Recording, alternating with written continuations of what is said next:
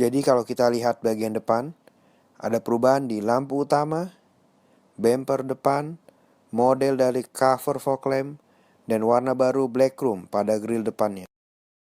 Seperti yang kita tahu, di Calya model lama, lampunya masih pakai lampu biasa ya. Di sini sudah pakai LED warna putih. Mungkin tujuannya agar lebih terang dan lebih jelas ya.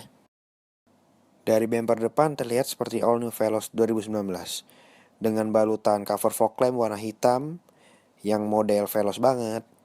Jadi kesan sporty sekali. Jika lampu sudah dinyalakan, seperti inilah tampilan dari lampu baru LED yang diberikan di New Calya 2019. Ditambah black cover fog lamp yang memberikan kesan sporty di New Calya ini. Semakin memberi kesan keren ya, apalagi di warna New Calya orange ini. Ada sedikit perubahan pada velg di New Calya ini. Model listnya berbeda loh, tapi masih sama two tone color seperti di model sebelumnya.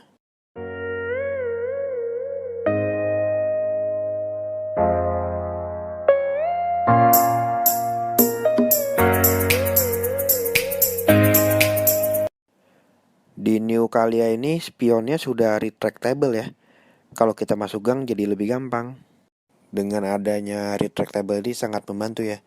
Apalagi kalau kita lagi masuk gang kecil, dengan sekali tekan tombol retract aja, spionnya bakal nutup sendiri.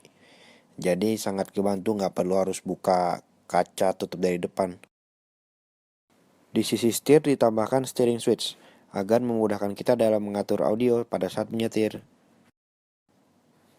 Di dalam ada perubahan pada knob pengatur AC. Model berbeda tampak jelas di sini. Sekarang putaran knob AC ini sudah modelnya bulat. Menurut saya sih lebih bagus dibanding model yang sebelumnya ya.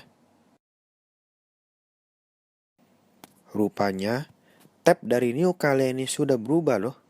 Menjadi tab layar sentuh LCD yang fiturnya lebih lengkap dari sebelumnya. Mau nonton YouTube, streaming film jadi bisa semua deh. Bener-bener mantap. Dari belakang terlihat perbedaannya. Grill yang menjadi lebih panjang dan berwarna black chrome membuat kesan lebih sporty.